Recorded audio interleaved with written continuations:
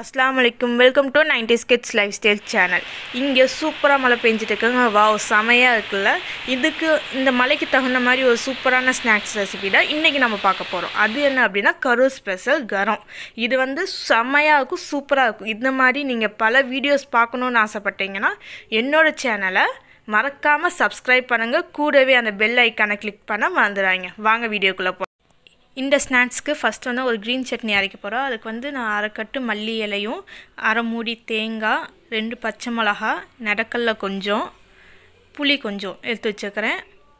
இதெல்லாம் ஃபஸ்ட்டு ஒரு மிக்ஸி ஜாரில் வந்து நான் போட்டு அரைச்சி எடுத்துக்க போகிறோம். ஃபஸ்ட்டு நான் தேங்காய், நடக்கல்ல, புளி போட்டு அரைச்சி எடுத்துக்கிறேன். அதுக்கப்புறம் நான் மல்லி இலையும் பச்சை மிளகாவும் சேர்த்து அரைச்சிக்கிறேன். பாருங்கள், இப்படி கொஞ்சம் லைட்டாக அரைச்சி எடுத்ததுக்கப்புறம் இல்லை மல்லி இலையும் பச்சை மிளகா வந்து என்னோடய டேஸ்ட்டுக்கு நான் பசங்க சாப்பிட்னா 2 சேர்த்துக்கிறேன். ஆனால் இந்த சட்னினா நல்லா காரமாக இருந்தாலும் சூப்பராக இருக்கும். ஆனால் நீங்கள் இன்னும் ஒரு 2-3 கூட சேர்த்துக்கலாம்.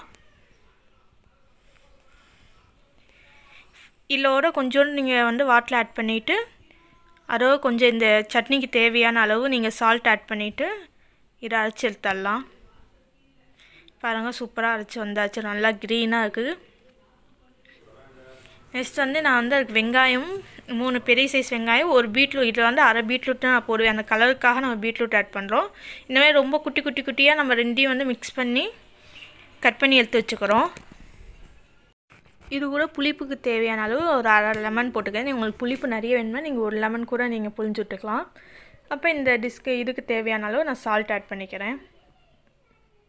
இப்போ அதுவே ரொம்ப கலர்ஃபுல்லாக இருக்கும். ஏன்னா நம்ம பீட்ரூட்டு சேர்த்து நம்ம கட் பண்ணி வைக்கனால வெங்காயம் பார்க்க ரொம்பவே வந்து கலர்ஃபுல்லாக இருக்கும். பாருங்கள், இப்போ ரெடி ஆயாச்சு.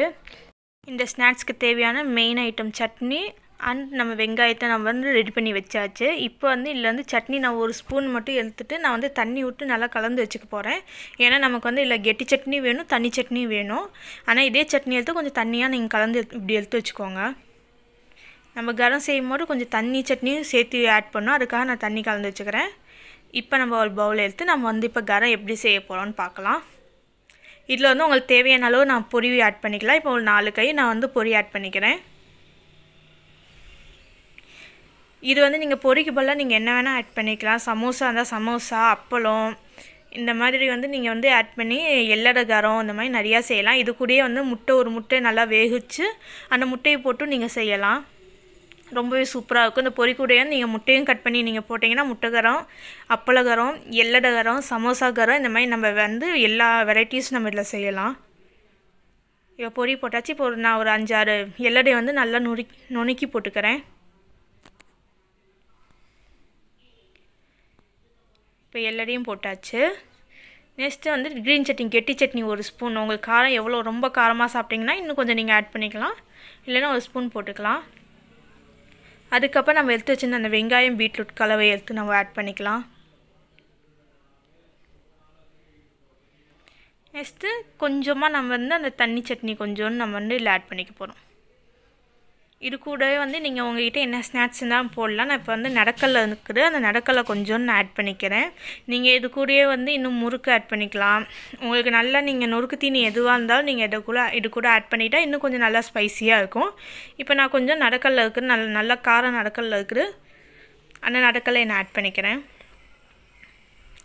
ஆட் பண்ணிவிட்டு நல்லா போட்டு மிக்ஸ் பண்ணிக்கலாம். நல்லா மிக்ஸ் ஆகணும்.